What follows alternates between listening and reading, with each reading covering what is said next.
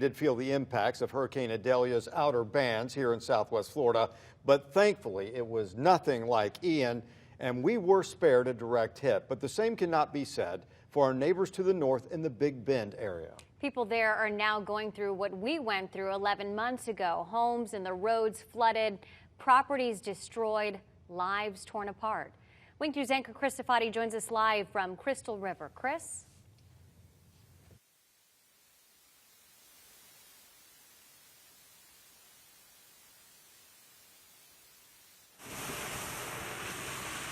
As progress slowly passes by, we're not allowed to go back to our house until the sheriff makes an announcement. They said it'd be a day or two.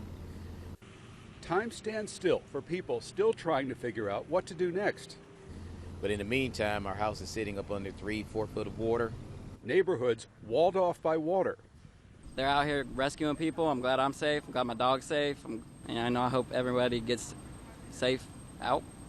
Waiting to figure out what's next.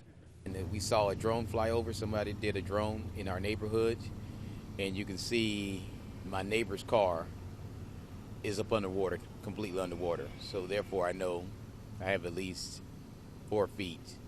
And praying for the kindness of strangers. I'm kind of numb. I'm still a little bit in shock. I'm trying to make the best of it. You know, the boys don't understand why they can't go home. You know, I don't want to tell them it happened again. So I'm just trying to make the best of the day tomorrow, and then I'll start taking every day, you know, one step at a time, start tomorrow. Yeah. Now, you heard him say his boys don't know. That's because they are 7 years old and he hasn't told them yet. You heard him refer to this as happening again. That's because they used to be in another part of Florida where they were devastated by Hurricane Michael, and they moved here to be nearer his wife's family and to be safe. But clearly there's a lot of work to go. They still cannot find out in one of these neighborhoods back here what's going on with their home because they're not allowed. But Wink News reporter Claire Galt did get a tour of some of those neighborhoods, so we can show you how bad it is.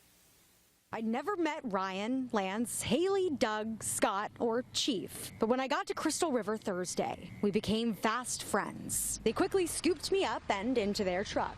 Because, well, that's just how people in Crystal River are. It's a small town. Everybody knows everybody. Like open books, I discovered they treat you like a friend they've had for years. That's what it's all about. Open, they're home to you. There's little shops and marketplaces and just smiling faces. No matter its condition. Now it's going to be rebuilding again. Wednesday, it wasn't pretty. So everything to that side was evacuated. We began to drive through knee-deep water.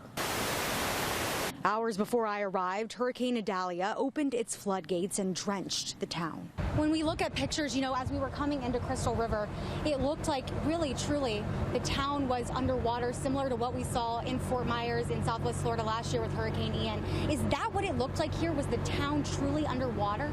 It came in fast. We came out here this morning and we watched the highway get taken over in 30 minutes. It wasn't really there. It wasn't the hurricane, it was the surge. As they filled me in, we picked up a few more passengers. Hey, I know you. Did I mention it's a close-knit town? Yeah. These guys weren't going to let any neighbors walk in these floodwaters. But as helpful as they were, I wanted to make sure they were okay, too. We're lucky. Nothing happened to us. So we're one of the lucky ones. Because no matter rain, flood, or shine, this town is a good one. Nobody's out here looting or rioting or doing anything, and that goes back to the small town where the good people here, if that happened, aren't going to let that happen. So we all look out for each other here. Cleanup begins Thursday.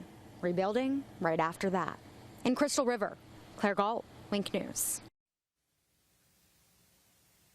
So the bottom line here is the water didn't get high enough anywhere to hurt anybody physically. Nobody died from drowning. It certainly got high enough to hurt people emotionally and financially. And as Claire said, the rebuilding starts tomorrow.